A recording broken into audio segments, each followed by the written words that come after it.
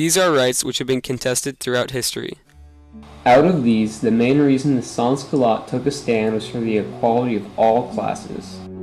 During the French Revolution, the rebellious group, known as the Sans Culottes, fought for these rights, and used whatever means necessary to obtain their goals. The Sans Culottes were a revolutionary group who were particularly prominent in the year 1789. The group was made up of working-class people, shopkeepers, blacksmiths, and carpenters. The term sans culotte literally means without pants, but is more commonly known as without knee breeches.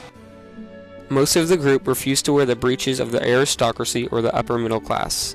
Instead, they wore the attire of the working class to represent their desire for equality throughout all classes. Their main weapon was the pike due to its ease of construction and effectiveness. The group had more defined political intentions instead of senseless chaos. The Sans Culottes sometimes had mixed ideas, but their main goal were the same. The basic intentions of the Sans Culottes were to have all social classes represented in the government. They fought for freedom from the tyrannical monarchy and equality for all the people under the French rule. They desired a radical republic with a tax on the rich. To obtain these rights, the Sans Culottes had to commit many violent acts and use various brutal tactics. This poses the question: did the Sans Culottes' frequent vicious tactics inspire the revolution to turn into the chaotic terror that ensued?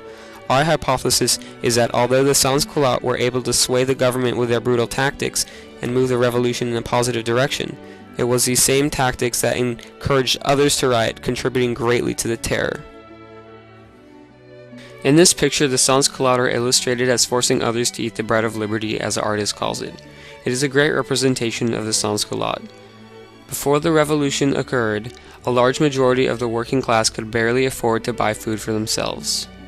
During certain times in the revolution, bread became so expensive only the extremely wealthy could afford a sufficient amount to keep themselves well fed.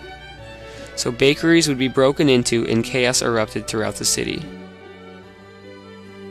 France, during 1789, was in great turmoil due to the dissatisfaction of the people with the incompetence of Louis XVI and the entire monarchy. The monarchy indulged itself in luxuries and lavished itself in riches, all the while detracting from the welfare of the populace. The French Revolution was an outlet for the anger of all the people, as they finally saw a chance to revolt against their oppressive and self-indulged government. They wanted to gain freedom from their monarch and have equality of all classes of life, and wanted political representation in their government. In 1794, instead of the republic that was desired by the Sans Culottes, there was now established a war dictatorship engulfed in power, hunger, and murder. Thousands were executed and a large number of people were arrested in this period of time. This period was known as the Reign of Terror, the aftermath of the revolution, a stage of undirected violence. The guillotine was called the national razor because anyone opposing the movement of the revolution was prone to being decapitated. Thousands were executed using the guillotine, including Louis XVI, Marie Antoinette, and later Robespierre, for claiming that the revolution was going in the wrong direction. This drawing is of King Louis XVI's execution in the crowded plaza in Paris. The Sans Culottes were an important part of the French Revolution, and they contributed greatly to the downfall of the treacherous monarchy through their persuasive actions.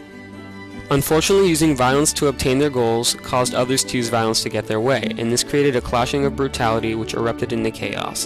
The Sans Culottes contributed to the noble cause of the revolution, but their methods were nonetheless unsavory, causing a backlash that was a contributing factor in the terror of the French Revolution. The Sans Culottes represented the working class, fought against the monarchy, and contributed greatly to the movement towards France's freedom. But their main feat was taking a stand for the equality of all people. Modern-day activists have followed in the footsteps of the Sans Culottes. However, some such as Mahatma Gandhi and Nelson Mandela have advocated non-violent civil disobedience as a means to achieve their goals. Other activists such as Che Guevara continue to emphasize the need for sometimes violent rebellion. In all cases, the Sans Culottes' struggle for freedom and equality were an important inspiration.